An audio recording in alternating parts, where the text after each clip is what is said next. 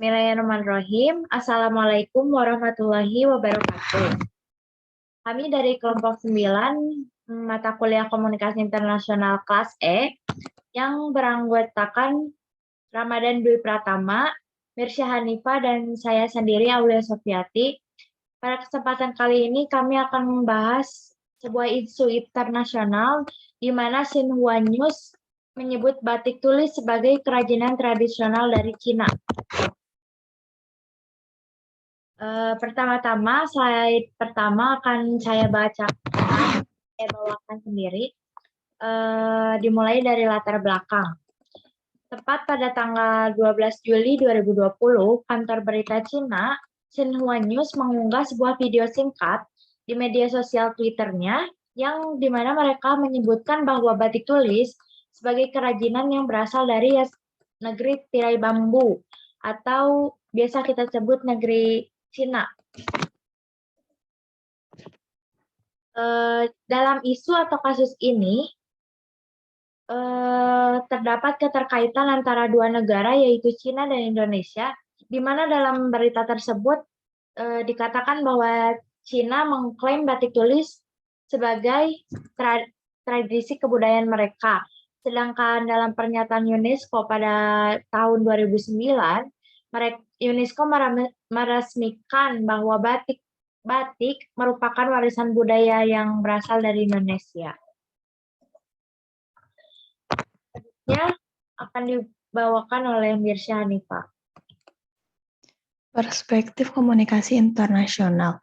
Perspektif jurnalistik adalah bentuk perspektif yang paling tepat digunakan untuk menganalisis isu tersebut. Perspektif tersebut dinilai sangat tepat karena mempelajari berbagai macam interaksi dalam komunikasi internasional yang menggunakan media massa.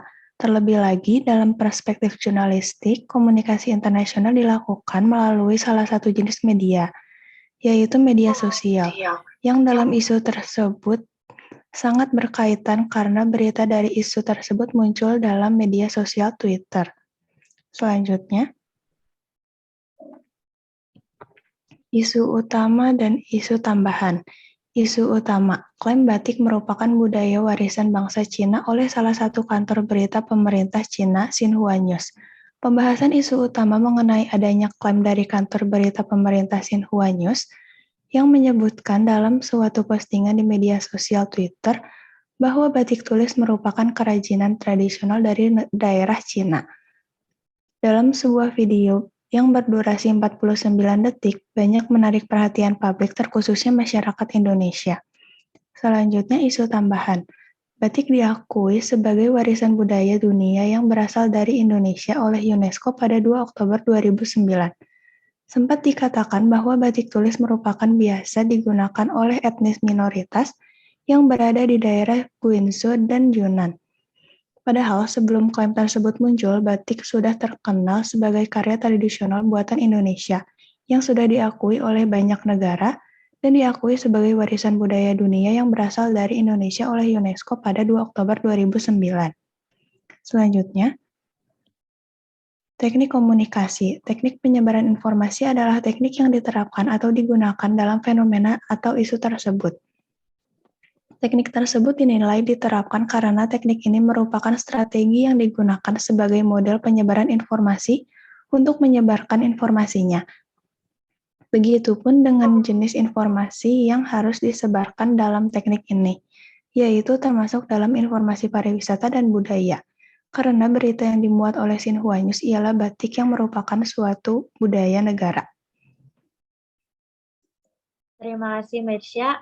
Slide selanjutnya akan dibawakan oleh Ramadan Dwi. Dipersilakan. Saran dan kritik. Negara Cina mengklaim batik tulis sebagai kerajinan tradisional asal Cina. Menurut kami, lebih baik pihak Xinhua News harus berhati-hati dalam memposting berita dan sebelum memposting sebuah berita itu, sebaiknya dicari terlebih dahulu kebenaran atau fakta yang terkait. Selanjutnya,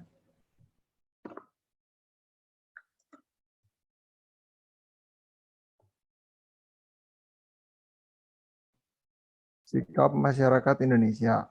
Masyarakat Indonesia menyikapi isu ini dengan berinteraksi dan berkomunikasi dalam menggunakan media massa yang bersifat mass mediated communication atau MMC dengan merespon langsung berita dari Xinhua News tersebut dan mengatakan bahwa berita yang mereka muat terdapat kekeliruan informasi di dalamnya. Yang tak lama setelahnya, pihak Xinhua News memuat berita baru dan menyunting informasi yang keliru tersebut dan memberikan informasi yang benar selagi berterima kasih kepada masyarakat Indonesia dan khususnya akun Twitter resmi dari Kementerian Luar Negeri Indonesia. Selanjutnya,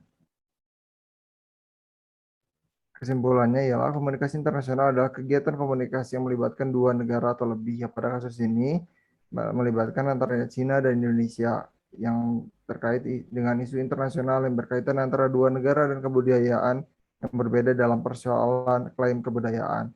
Teknik penyebaran informasi adalah teknik yang dilakukan oleh masyarakat Indonesia dalam menanggapi isu tersebut.